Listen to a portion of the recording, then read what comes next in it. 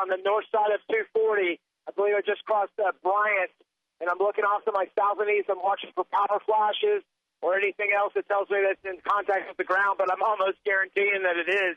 It's so wrapped up with rain, Mike. It's a virtual hurricane down here. That's the bottom line.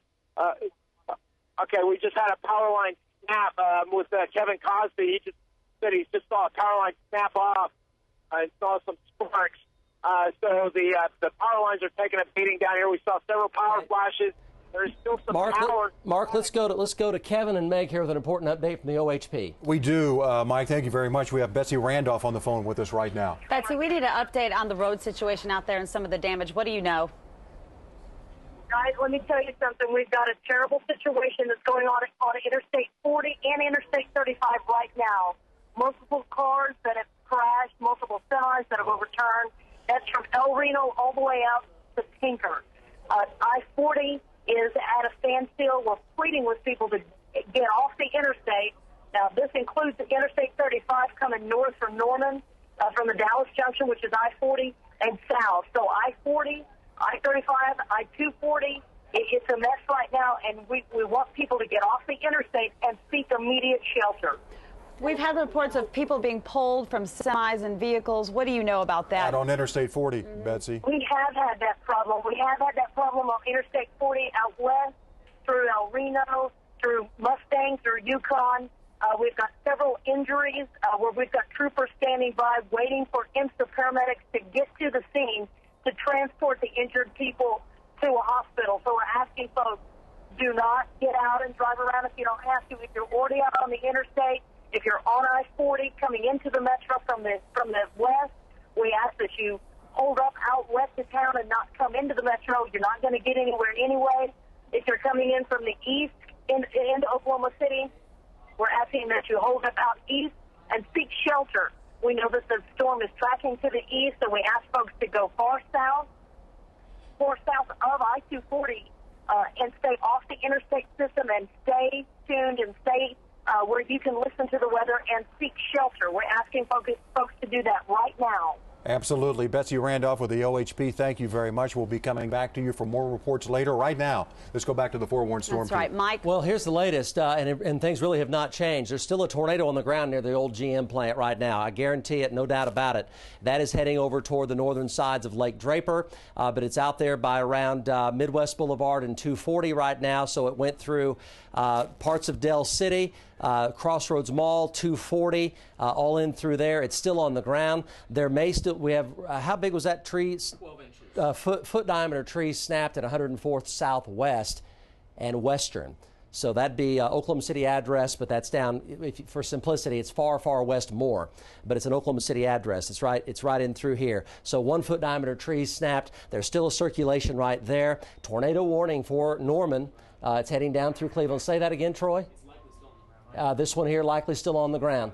Looking at Storm Spotter, Storm Tracker reports, likely still on the ground north of Newcastle. Then there's another one out here to the west of Union City that also likely still has a tornado on the ground, and it is a large circulation out on the western side of Union City. And you see that little curly Q there near Tuttle as well. That's the one that Emily had a weak tornado with. I would say that there's a little weak tornado also near Tuttle. And the Koger area is a strong circulation center there as well. So you've got 1, 2, 3, and 4. All 4 of these are dangerous and have tornado warnings with them. You can clearly see that hook over there by the GM plant. Is Mark Dillard still with us? I would say that one is certainly strengthening. Go, Mark. Yes, Mike, and I've had a wind shift from my winds going to being drawn south and east to almost due east now. On 240, and I'm coming up to Air Depot and the Tinker exit on 240, basically here at the old GM plant, as you were saying, just past the Heart Hospital as well. So my winds have now gone blowing from west to east towards the circulation. I mean, straight down the road. So it's almost going to be parts on 240, maybe wobbling back to the north a little bit, trees blowing straight east. So tornado is going to be right here in front of us. I just cannot make it out, Mike. It's wrapped up in so much rain. Mark, I think it's literally over or within a mile of the General Motors plant right now. I think it's on 240. I would say that it is increased in intensity now, and it could be up there in the EF2, EF3 category. It looks like it's approaching close to violent. It's a significant tornado on 240 right now at the GM plant. Okay. Now I can see a little definition, Mike, over the top of the GM plant, but my winds are telling me that the circulation is going to be south into the darkness here. Okay, now I'm starting to see some definition of the, oh my God, this thing may still be a half-mile wide, the whole circulation, Mike. It's huge. The very dark area is just to the east of the GM plant, across 240, and then I cannot see anything south of 240. That's all right. Tornado 1 west of Tuttle. We just talked about that. Tornado 1 west of Tuttle, sheet metal in the air. That's a report right now. I would say there is a significant tornado. Say that again? On the ground, Santa Fe and 19th and more, possibly. Okay, a report from Santa Fe and 19th and more. We're getting a report of a tornado on the ground from that location. I don't know if it's right there, or I think that's where the report's coming from Moore. Getting a few reports of tornadoes still down there in the Newcastle West Moore area. So we're talking about West Moore and also this little weak tornado here near Tuttle. That is now just touched down again on the southeast side of Tuttle. That hook right there. So that's heading for Bridge Creek. You see it's almost moving due southward. That is heading down toward Bridge Creek. There's a confirmed tornado with that. And then also out here by Coger and Minco, there is a likely tornado with this circulation as well. That's also moving southeastward toward Minco. So we have 4 main areas here that are quite dangerous. Northwest of Minco, west of Minco, heading southeast. Southeast side of Tuttle, tornado confirmed right there, sheet metal in the air. That's heading toward Bridge Creek, almost moving due south. Tornado possible, if not likely, in southwest Moore. In southwest Moore right now, tornado there. Let's go to the chopper. John Welsh, can we talk to John? Hey, Mike, can you hear me? Yes, we can. Go, John. Mike, we're just, I'm at Sunny Lane Road, and, it's actually a reporter here in Norman, and about Main Street, shooting back towards the north, and you can see that pretty electric storm. We've kind of went all the way just past the GM plant, kind of for Lake Thunderbird, and we're just tracking our way back around, staying on the south side of the chute, back up towards the north. And we saw a lot of power flashes in there, but it's just so heavy and so wrapped up in rain. Like Mark talked about earlier, the hurricane-type rain, we're really unable to see any texture since we have our backup and we're shooting off the shoulder cam here. But we've been tracking this, all the way from well west of Yukon here. And this dude's getting pretty nasty right here, as Travis has got a pretty wide shot, he tells me. And that road that we're going over right there, that's going to be Air Depot Road shooting back up towards the north. So the GM plant is right in there. So it's going to be just on the south and west side of Tinker, south and east side of Tinker. And this thing it has no signs of lighting up.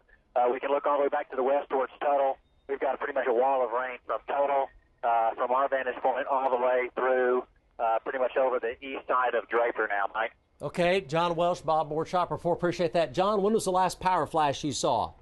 The last power flash was about the time we came off our gas, so about just probably 3 or 4 minutes ago. And it's going to be, it would have been on I-240 and probably somewhere about Bryant or Sunny Lane, somewhere in that general area. Okay, Bryant, Sunny Lane, 240. That would be exactly where we show the tornado vortex right now. John, appreciate that. We're going to come back to you. Let's go to Mark Dillard, who's right at that location. Mark? Yes, Mike, I hope that I'm wrong about this, but this whole thing, it looks about a mile wide of the darkest circulation and rain wrap. I haven't come across any really true damage on 240 here, but we had a ton of power flashes going off, and I'm looking off to my south and east, almost east down, coming up the curve 240, and it is just a hurricane there. When I say that it's just so wrapped up in rain, you can't make out any definition down to the ground. It's just a blinding, driving rain. Now I can kind of see, the base a little bit, almost all the way through it. It may just be a situation, Mike, where it's tree topping. The circulation is still very low. as it has been all day. Out in El Reno, it was wrapping down so low to the ground and then producing these vortices, suction vortices that would just whip around the main circulation. But this thing is so wrapped up in rain and an HP, a heavy precipitation cell, that it's so difficult to see unless you get a peek through the rain curtains, the wrapping rain curtains. Now it's starting to get a little more sunlight throughout it, and I don't have anything all the way down to the ground as far as I can tell, Mike. But this thing's going to be heading to the I-40 corridor again, along 240, just east of the split, and east of... Mark, I tell you what, hold on here. All right, so for the Metro here, let's. Here's what we have right now.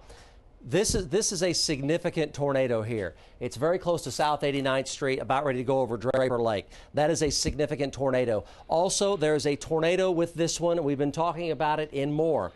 We keep getting reports. Yes, John Welsh, if we can talk to you, can John hear me? John, we need to look down in South Moore, just south of the Warren Theater. What do you see right there on I-35 at South Moore? I see a ton of parked cars. We have some lowering scud that is going to be, it's going to be actually almost in between, like just north of the Franklin area. Oh, hang on, I got power flashes right there. I-35, I'm going to call it just north of Indian Hills Road, in between Indian Hills and South 19th. Power flashes, probably I-35 or just on the west side of I-35. So right there, the same area that you're just going to be south of the Targets. You have the New Hemispheres. And some of the other, you have that Chick-fil-A. There's also an Academy, Tractor Supply, Gordon's, Kohl's on that shopping center right there is where it appears. But definitely some big power flashes just west of I-35, or I'm going to call south, from our vantage point, south of 19th Street, north of, I believe it's Indian Hills Road is that intersection right there. I believe it's like mile marker 116, 115 area on I-35. It's really, really black.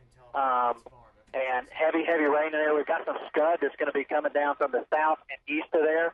So the scud's going to be hanging over like Porter and probably, Rock Creek, Tecumseh area. But just, if you can see the scud in the screen, you'll just look to the top and to the left over in that dark, heavy rain. That's where we saw the power flashes almost instantaneous, as you said. Look over there by... Well, we're getting bounced around right here. Just when you said, look over there by the Warren Theater. So we're going to say shoot near this area as we kind of track away from it, Mike. Okay, so that is a confirmation there. Power flashes, I-35 in South Moore, very close to Indian Hill Road. And that is the location of that tornado right now. John, we do want to stay with you. Lance West joins us here quickly. Lance?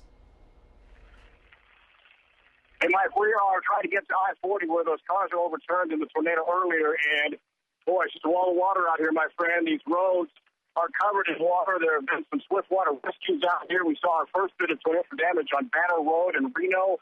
We saw some barns destroyed, some fences down, power poles, dozens of power poles have been snapped in two. Folks, if you don't need to be out, you need to stay inside because this is extremely dangerous out here. A lot of these roads are impassable right now. We're doing our best just to navigate back to I-40. Lance, appreciate that very much, and we will check back with you. Let's go back to John Welsh and Bob Moore Chopper 4. Tornado in South Moore now, near I-35 and Indian Hill, and it is moving to the southeast toward North Norman. John, what have you seen here in the past few minutes? Yeah, just a few minutes. That's those power flashes. We just saw a lot of rain. I'm over the Postal Training Center there on Highway 9, and Travis is trying to get back up. We're getting hit by some heavy wind. It's blowing us 40, 50 degrees left and right, so it's pretty bumpy. I'm still seeing a lot of heavy rain. I'm seeing